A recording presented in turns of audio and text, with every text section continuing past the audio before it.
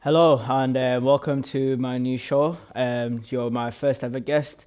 How do you feel? It's such a pleasure. Yeah, I'm really grateful. Oh, I'm okay. excited to see what this show presents to be. So yeah, Okay. I'm So the just show is excited. called Here to Listen, and we're going to be just talking about just life in general. So are you ready or you need anything? How's your day been? Thank you All so good. much for catering for myself. Yeah, I'm ready. I'm ready first and foremost, and I just want to say thank you for having me here. Mhm. Traveling from London to Canterbury, it's been a Mm. pleasure. So yeah, I'm just excited to see what this entails Okay. today. Okay. Thank you. Thank you. It's been a pleasure as well. You taking your time to come, and I really appreciate it. That's So we're nice. gonna get straight right into it. Mhm. So the first question I'm gonna be asking you is, in the current society that we currently live in, what has impacted you now since you've been an adult, in terms of like responsibility Mm. and like any good or bad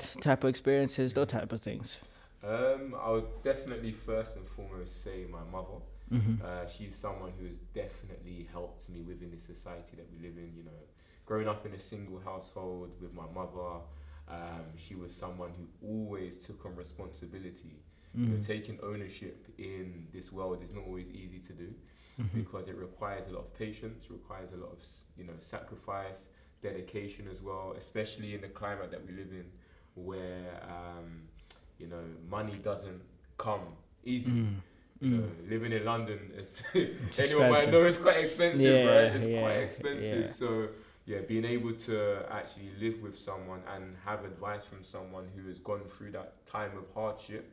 But growing up, you know, with my mother as well, she always pushed me and my brother to do what we want in Mm. life as long as we can make an impact. And I Mm. think those morals that she had has really been installed with me. Now I'm a school teacher as well, Mm. and I definitely try my best to have this positivity within myself, even when I connect with people, just trying to uplift them because society should be about uplifting each other, even when times are difficult. So I kind of trailed off a bit, but I hope this kind No, of no, does no. answer I'm answer your interested. I'm question. interested. I'm Yeah, interested. I'm interested. yeah. Okay, okay. That's Thank you very much for sharing. Thank you. The next question: what has been the biggest hurdle for you to overcome, and how would you say what's helped you to overcome that hurdle? I would say two things. Mm. Firstly, mental health. Mm. Secondly, direction. So the reason why I say mental health is, you know, being around people who have found their mental health to be quite difficult for them. Mhm. So, for example, I've had family members who have struggled with their mental health, and as you know, as men, it's Mm. not the topic that is easy to speak about. You know, emotions and feelings. Mm. That's something which can be considered as quite taboo. So, yeah, seeing people close to me go through mental health difficulties has never been the easiest of things to see. Because when you think about it, right, if you, like, we both play football, I know we Yeah. spoke about this off camera before, Mhm. but like, we both play football. If you get injured, Mm. uh, you can physically see that Mhm. someone's injured. Yeah. Yeah. For example, Reece James, one of my favourite Chelsea players, he's always getting injured, and you can Mhm. physically see he's injured. But he Yeah. also speaks about the mental impact that it comes with it when Mm. things don't go well or don't go right according to plan.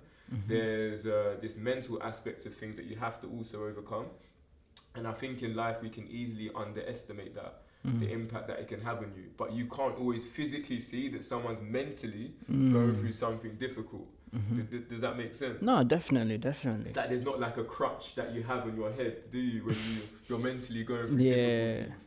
So like when you break a leg, you have a crutch. So, but yeah, so seeing family members go through that and being able to overcome those Mhm. situations, being able to persevere through it, that Mhm. has definitely been something which I can definitely like say, um, has motivated me in life. That if something difficult does happen, which um, is not the easiest to overcome, it can be achieved as long as you have like the right environment around you. Mm. And then secondly, I'd also say direction. You know, I'm someone I've done nearly every job under the sun. You Wow. know, Wow. Wow. I went to uni to study media and film, Mhm. along with there was like English literature that was within the subjects as well. So I went down the linguistics route whilst I was doing my dissertation. But the point is that even after I finished uni, the battle was finding that graduate job, finding that job that will really satisfy you. But then I came to realize that there's always pros and cons to anything you do anyway. Even if I did get that graduate job, I'd always find something wrong with it. So I realized there's no such thing as a perfect job. Even 100%. millionaires say that. 100%. You know, there's no perfect job. I remember Tyson Fury spoke about something similar, saying how someone said just because okay, you're a boxer, why do you struggle with mental health? Then Tyson Fury said it doesn't matter how much money you get, mental health doesn't just disappear. 100%. So, that's true. Wow. Yeah. Wow, wow. That's all I can say. I'm glad that you've overcame it, and a lot of people who are struggling from it or going through the same thing, I hope they learn something. And thank you so much for sharing. Thank you for listening. And the third question: is faith a big impact in your life? Does it impact your life positively, negatively? What would you say about faith in your life? Definitely. So my journey is quite interesting. I was brought up in a Christian household, but you might share a similar background as well. So church wasn't the motivation for me when I was growing up, because the very thing that I love so much, honestly, I had so much love for it, was football. And football also fell on a Sunday. So it was a competition between church and football a lot of the times. And, I guess until I grew up, I was able to explore playing football a bit more because my mum gave me a bit more freedom. I was mainly living with my mum and she allowed me to, play football on a Sunday and then we'll go church here and there, but not as much. But then as I got older, I think I became someone that was very intrigued by faith. I had a lot of friends who were like Muslim, Christian, other religions as well. And faith is something which is definitely important to me because, I couldn't imagine living in this world without faith. I've been able to get through so many challenging periods in my life because of the faith that I have in God. And it's something which positively impacts my life every single day. Like I can't wake up without praying. Wow. I have to. Wow. If I do that, then there's something wrong with me. So that's just my sort of philosophy. Wake up, pray, and then allow God to actually, direct my path throughout that day as well. So. Wow, that's very good to hear. I'm very happy that faith is a big impact in your life, and I hope God continues to do great things in your life as well. Thank you so much. No problem. The next question is, this is a tough one. Do you have any regrets in life? Okay, so that's a good question. So, funny enough, I was speaking off camera about my whole sort of football career, and I mean it's not a regret, but I'm going to share this because it's something that is quite funny. So when I was growing up, I really wanted to be a football player, and my attitude wasn't always the best, but there's this one specific moment. So I'm actually from a place in London called like Woolwich. Okay. And I grew up playing a lot of football, and I remember I was scouted when I was about 11 years old. And I think one of my assets at the time was being able to use both feet, and a Charlton scout actually saw me playing football. Wow. He wanted my dad's number, they exchanged numbers. But back then, phones were just really bad. If you drop it once, it's gonna break. Yeah.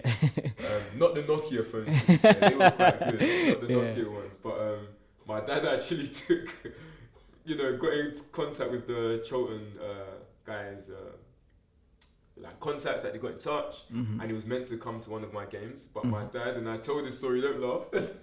You can if you want. But he actually dropped his phone down the toilet. So then I didn't have the opportunity to impress in front of this Charlton scout. And anyway, I'm here right now. Didn't make it as a football player, but it's okay. But I think that was a dream that I had. But other than that, I don't really have any regrets. Okay. Because I think it's made me the person who I am today. I wouldn't be maybe even having this interview if I had a 100%. different career. So 100%. yeah. I mean, at least you don't have the story of, oh, I broke my knee. I could have been a gosh. footballer, but I mean, I've had many injuries and I realised I wasn't good enough because of that as well.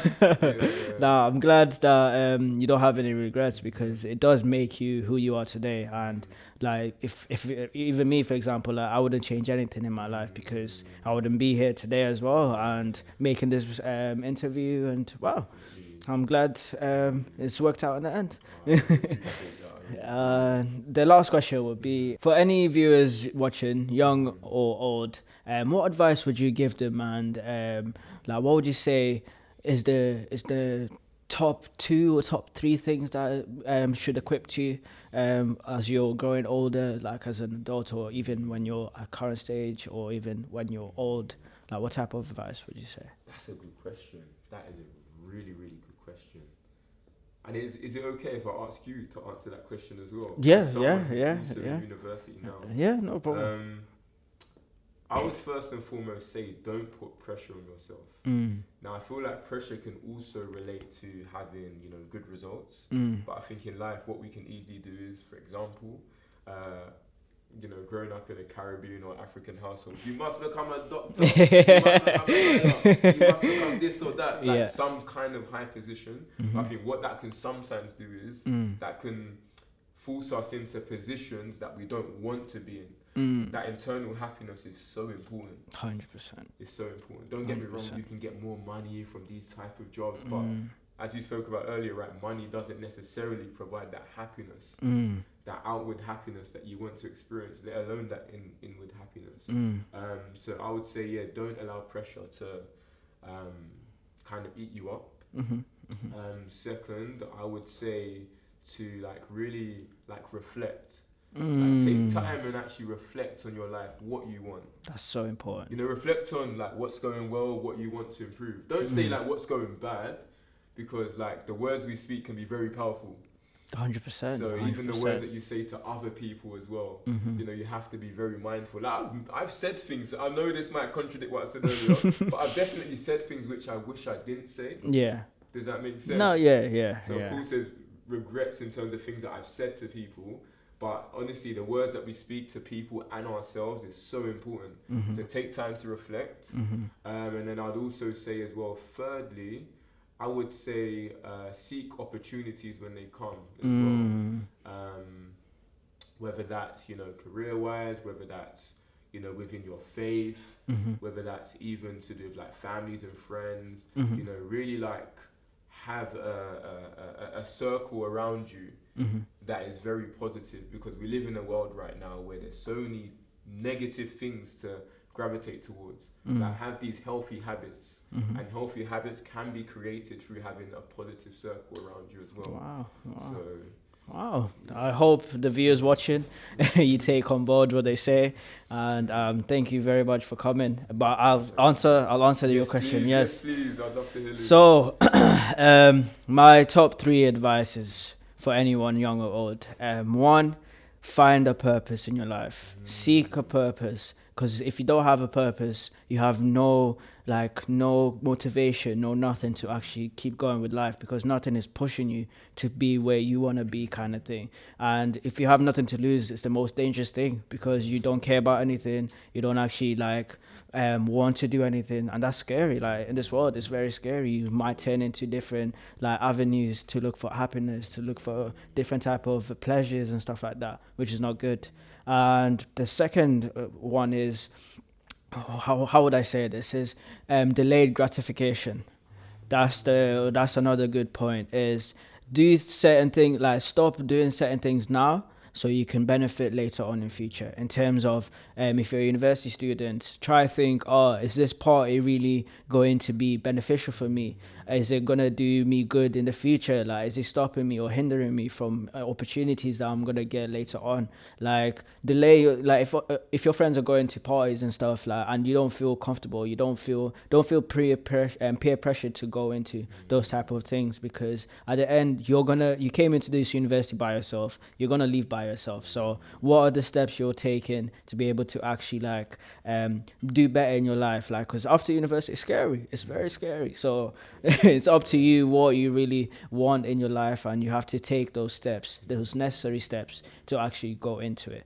And the last one would be, I'm Christian, so I would say find God. Like, whatever position you are, just find God, because I'll be so honest with you, like, you can't do anything in this world without him, because you'll struggle so much. Like, for me, for example, like, I've been into so many situations, but God has helped me to come out of it, and I'm very, very glad that he did, because I wouldn't be here today. So I would just say, like, find God, because like it's so, in this world, it's so scary without him. And no matter how good you think you can be, like, okay, you might have, like you're saying, you might have a lot of money in this world, you might have a lot of things in this world, but are you truly happy? Like, that's the most important thing. Just be like, find true happiness. Like you said, I'd say the same advice to you: find true happiness, because it's very, very important in this world. And yeah, that would be my main 3 advices. And one more thing. Comparison is the thief of joy. That's what I gotta say. Don't compare yourself to other people, because at the end, it's not gonna be good, because like, your journey is different to other people's journey. So if you try to compare yourself with other people, you might not see where you're heading clearly, and that will really affect how you do certain things. And once you start doing all of that, you're not actually going to be where you are, because you're trying to compare with other one, and you're not feeling happy because you're not feeling the same thing as they're feeling, and you don't know how they got to that stage. They might be doing different sacrifices to get to that position, but all you see, like, on social media, all you see is just like the good parts. You don't know about the bad parts. So all I say is, just don't compare yourself, and keep, like, life is a marathon. Like, don't take it as a sprint. So yeah, just Can I add to that as well? Yeah, go ahead. Discipline is something which is so key. When you're able to have discipline, you're able to then therefore know where you need to be, what you want to be, and where you need to go.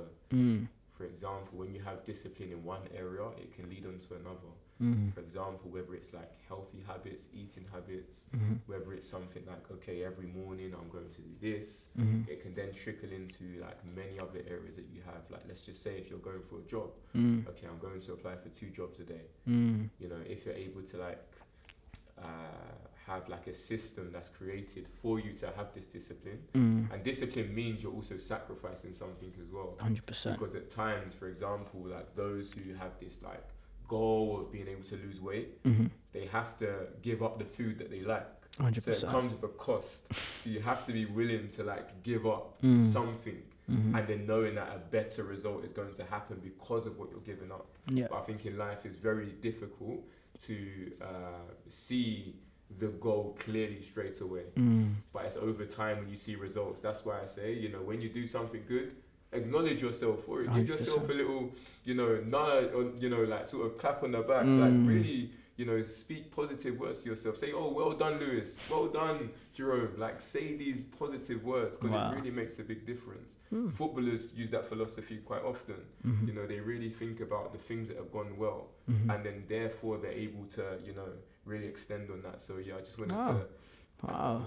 Thank you very much. So thank you very, very much. Like, this has been really good. I hope everyone watching have actually took into consideration what we've said. And yeah, just thank you very much. And I'll see you on the next episode.